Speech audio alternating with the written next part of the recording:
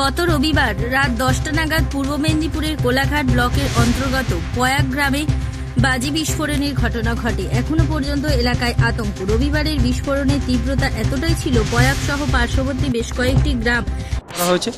ল্যাবরেটরিতে এক্সামিনেশন না হওয়া পর্যন্ত কিছু বলা হয় এখন কিছু বলা যাবে ওঠে। এই ঘটনায় মূল অভিযুক্ত আনন্দ মাইতিকে কোলাঘাট থানার পুলিশ গ্রেপ্তার করে। বৃহস্পতিবার সকাল 10:30 নাগাদ কোলাঘাট থানার পুলিশ সহ 3 সদস্যের ফরেনসিক টিম ঘটনাস্থলে আসে। ঘটনাস্থল থেকে বিভিন্ন নমুনা সংগ্রহ করে ফরেনসিক টিম, যদিও এ বিষয়ে ফরেনসিক টিমের আধিকারিক জানান যাবে না। ল্যাবরেটরিতে আমরা স্যাম্পল যেটা কালেক্ট করেছি সেটা পাঠাবো, সেটা এক্সামিনেশন হবে, তারপরেই বলা যাবে। পূর্ব মেদিনীপুর থেকে অঞ্জনা মাইতির রিপোর্ট, জেলার বার্তা।